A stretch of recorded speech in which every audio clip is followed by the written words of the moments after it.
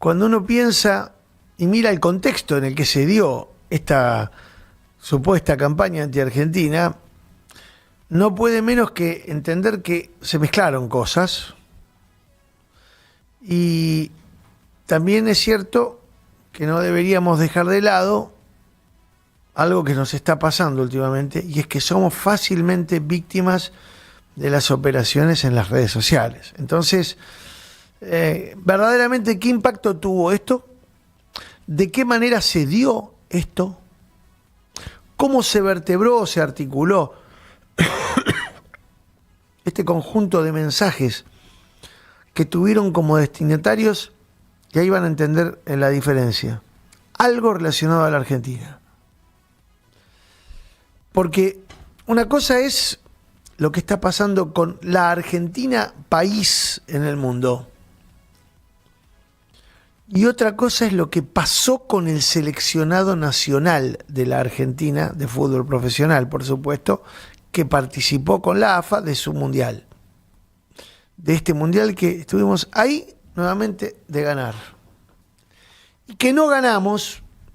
Y me voy a permitir ser tan enfático en esto como lo fui a lo largo de toda la semana, a pesar de muchas puteadas que me morfé. Y no ganamos porque España fue mejor equipo y jugó un mejor partido que el seleccionado de la Argentina. España literalmente nos anuló futbolísticamente y nos pasó por encima. Y no fue una goleada histórica porque estuvo más que iluminado el arquero argentino. El Diego Martínez sacó 11 pelotas. 11 pelotas de esas que tenían destino de red. Si no, probablemente España nos hubiera hecho 4 o 5 goles. Era un partido en donde los rivales estaban en desigualdad evidente de condiciones físicas, anímicas. Y claro, de la mano de esto vino un conjunto de especulaciones que se tejieron en torno a si se trató efectivamente de un partido normal o si estuvo atravesado por otras cuestiones extrafutbolísticas. Hemos escuchado y visto a lo largo de la semana absolutamente de todo en torno a las hipótesis que versaron sobre esta cuestión. Yo llegué a escuchar que había habido una abducción de extraterrestres, bueno, que en realidad no eran los nuestros, sino que habían... De todo escuché. La teoría de la pelota imantada en el desborde ese que Senesi, cuando se tira al piso, casi la mete, y de pronto vos decís, ¿cómo no entró esa pelota? Todos gritamos gol, o intentamos, y se nos ahogó el grito en la garganta cuando después vimos que se había ido afuera la pelota. Bueno, parece que la pelota fue objeto de una pirueta producto de un imán que estaba... ¿Viste cuando vos decís, no pueden estar diciendo esto? Claro, nosotros te venimos contando, te venimos hablando de lo que en realidad pasó. Espera que se me cayó. Ahí va. De lo que en realidad pasó durante todo el Mundial con el seleccionado argentino. Y ahí sí te podría decir que tengo pruebas, ni una sola duda, tengo certezas de que existió una campaña anti-seleccionado nacional de fútbol argentino. Y esa campaña tuvo personajes, tuvo acciones claramente identificadas, algunas te las contamos a lo largo del mes de Mundial, porque curiosamente los hechos se ocurrían en la previa de los partidos que Argentina debía disputar en el Mundial. Y tuvo un ala periodística muy identificada esta campaña antiselección nacional, tuvo un ala política claramente identificada y tuvo un ala empresarial claramente identificada. Ustedes me preguntarán, ¿y qué tiene que ver esto? ¿Saben por qué? Tiene que ver porque detrás de la Selección Nacional de Fútbol, y no voy a descubrir nada con lo que les voy a decir, hay un negocio millonario. Un negocio millonario que hoy administran, controlan, supervisan los representantes que los clubes disponen, conducen la Asociación del Fútbol Argentino. Y que hay un sector de empresarios avalados por las autoridades políticas que tienen la intención de avanzar en un esquema que les permita desplazar a los clubes como instituciones civiles, como entidades sociales, e introducir el componente empresarial para quedarse con ese negocio. No es tan complicado de entender, ¿eh? Es guita. Y detrás de la guita, como detrás del queso van los ratones, detrás de la guita van los empresarios. Guita que hoy, repito, administran los clubes, que son entidades civiles, que después, por supuesto, hacen sus acuerdos, convocan empresas, se llevarán sus tajadas. Algunos dicen, y por eso observan, y por eso denuncian, que parte de esas tajadas van a parar al bolsillo de los dirigentes. Ha pasado históricamente esto, ¿eh? Entra Sol y se señala el buzo con el logo de su querido River Plate. Sí, claro. Pero es la historia misma esta, ¿eh? Uno recuerda la AFA de Julio Grondona y era permanente el devenir de las historias en torno a los negocios. Bueno, hubo una causa que tuvo características globales, el famoso FIFA Gate, que terminó con muchos de los dirigentes de la Federación de Fútbol presos a nivel mundial. Esto fue, ¿eh? ¿Cómo le va, Garnica? Hola, ¿qué tal? Buen día. ¿Todo bien? Excelente, excelente. Estoy haciendo un raconto y un repaso de todo ¿Las cositas que han pasado? De todo lo que estuvimos viviendo exactamente a lo largo de la semana. Mamita. Pero no quiero dejar pasar esto porque me parece interesante separar lo que hubo en torno a la bronca contra el argentino o la Argentina y esta idea de que la Argentina es un país racista, de un lado. Y del otro lado, la instalación de una campaña contra el seleccionado nacional que incluyó estos jalones que yo te estoy contando. Uh-huh. Es decir, los episodios antes de cada partido, las notas periodísticas publicadas en donde se anticipaba que, bueno, la conducción de la AFA estaba contra las cuerdas a nivel judicial en los Estados Unidos y calentando el territorio para llegar el domingo con un osadísimo tuitero oficialista, hombre de la estructura gubernamental además, tuiteando a pocos minutos de comenzar el partido: urgente, una comitiva del FBI está deteniendo a Chiqui Tapia en los vestuarios del estadio de Nueva York. Minutos antes de empezar el partido. El tuitero saben que es el Gordo Dan. Entonces, claro, en aquel momento vimos eso, muchos se alertaron, otros dijimos, mira este gordo forro, como solemos decir cada vez que este anatema de las redes sociales aparece diciendo pelotudeces, pero claro, son pelotudeces que tienen un fundamento y que están detrás siempre de alguna decisión oficial. Al ratito lo borró y dijimos, bueno, ahí quedó en evidencia, pero no terminaba de quedar en evidencia cuál era la maniobra que ya sabíamos, apuntaba a lograr meterle una piedra más en el camino al seleccionado nacional. Porque luego de la derrota, luego de los comentarios, luego de las declaraciones, cuando Argentina ya volvía a su país, cuando el seleccionado nacional se estaba regresando al país, nos sorprendimos el martes a la mañana con una campaña absolutamente insólita, una fake news global que yo creo que entra dentro de la categoría de la fake news más grande de la historia del periodismo, en el que un portal de los más reconocidos de este país y de Latinoamérica, Infobae, publicaba una nota. Escuchamos los bomberos que están pasando por acá por Palermo. Te vienen a buscar. Estás prendido fuego. Estás prendido fuego. anunciando que habían retenido a Chiquitapia en el aeropuerto de Nueva York. Que por eso se había demorado el avión de la selección y que le habían quitado los teléfonos. A Chiqui y a un conjunto de Sí. dirigentes que estaban allí con él de la Asociación de Fútbol Argentino. Es muy gracioso porque decía, no, le habían quitado primero los teléfonos a todos, después resulta que no era a todos, después decía que era solamente a Pablo Tobillino y después resulta que no le quitaron el teléfono a nadie. Claro, Tobillino no estaba ahí, por lo No. pronto no viajó Tobillino, pero no importa. No, Como- pero estaba incluso mencionado Claro, y después resulta que nunca había estado.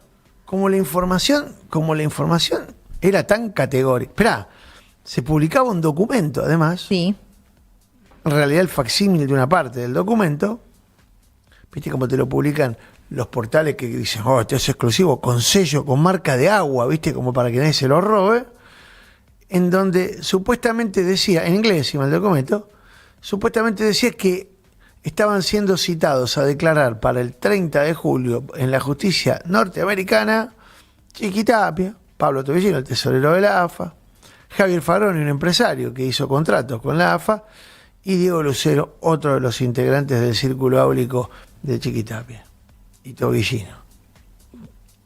Era pesada la información, ¿eh?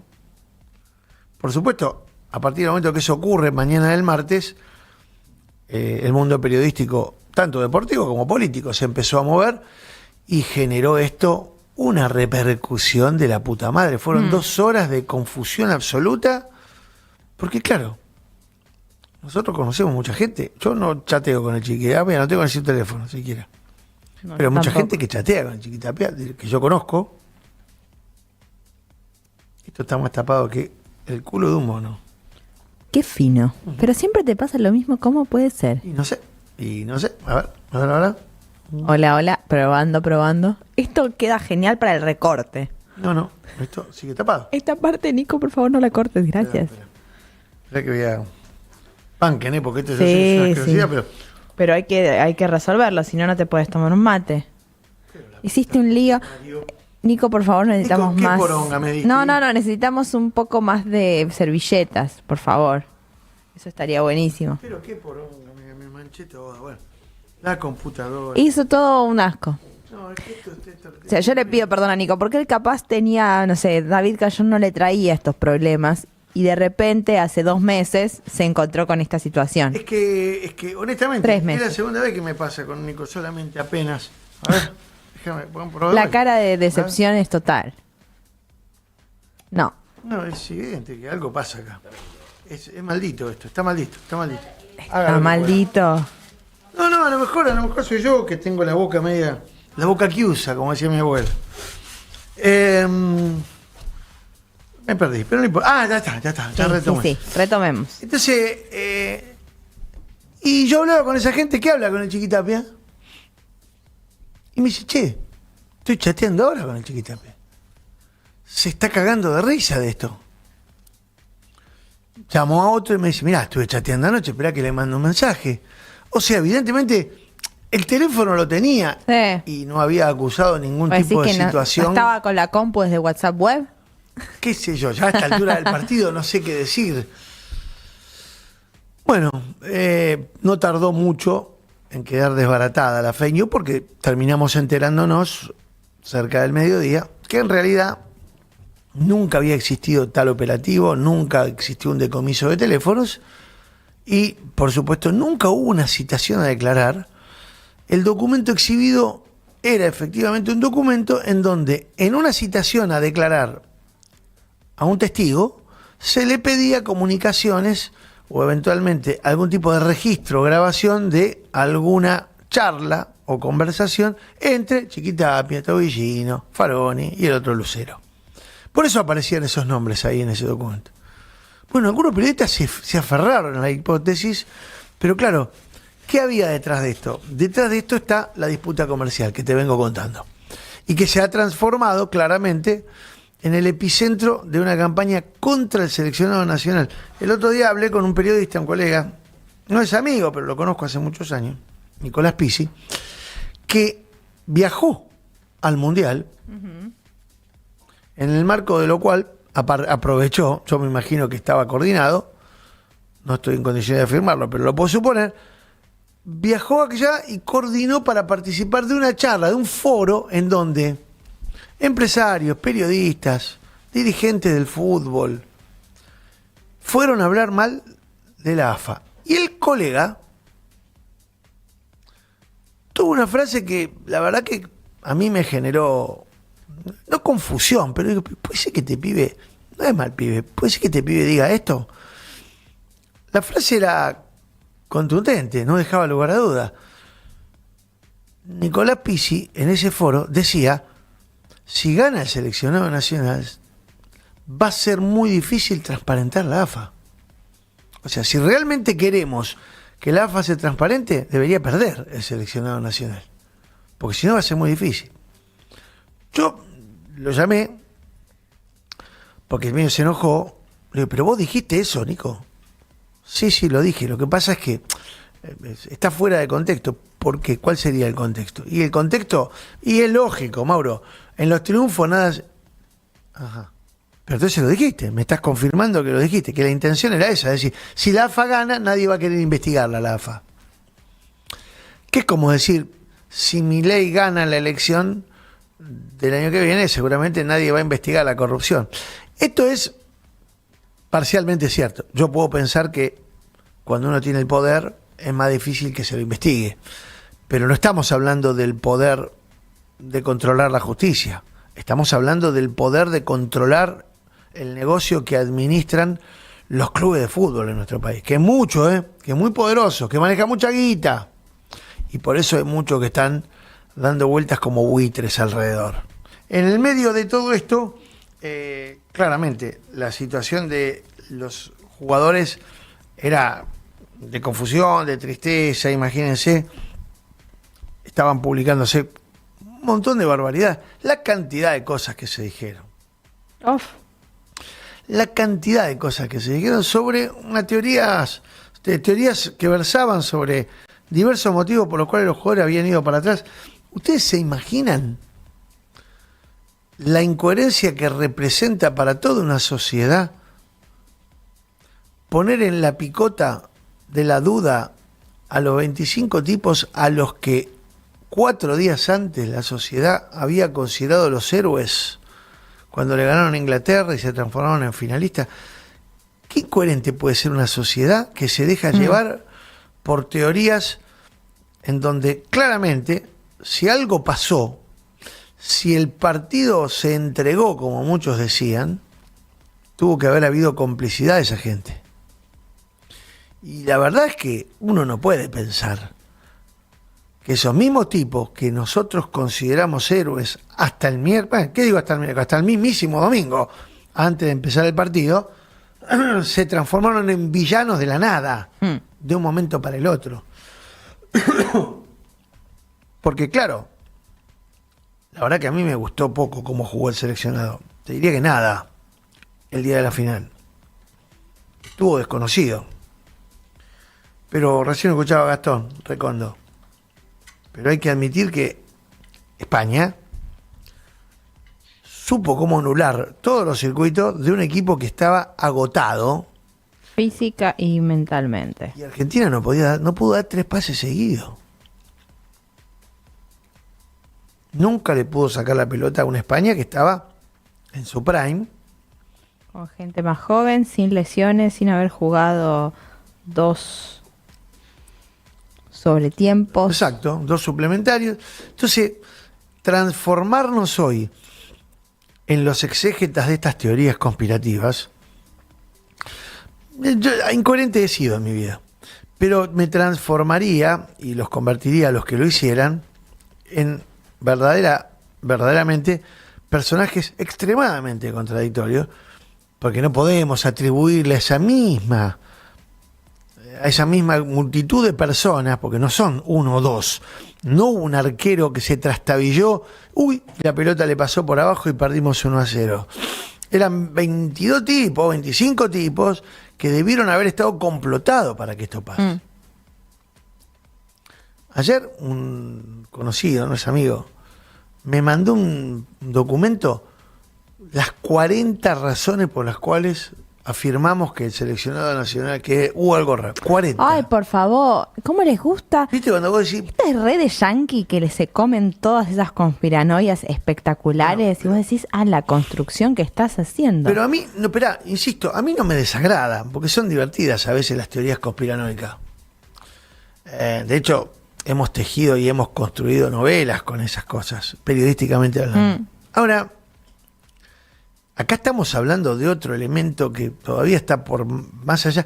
Argentina necesitaba, el argentino promedio, necesitaba encontrar una explicación, algo que se explicaba de un modo muy sencillo. Che, mirá, la verdad, le sobró un partido a este mundial. Chicos, la final debió haber sido contra Inglaterra. Bueno. Pero hasta técnicamente le sobró un partido, porque esta es la primera vez que se juegan, en vez de los 8 partidos como se jugaban siempre, 9. O no, al revés, 7 partidos. 8. Claro. Siempre se jugaban 7, 3 de la fase clasificatoria y 4 en los Octavo, playoffs. cuarto, semifinal. Exacto. Metieron un 16 y esta es la primera vez que un seleccionado, y ustedes miran, bueno, pero las reglas eran para todos igual. Y sí, es cierto. Argentina igual apostó a algo,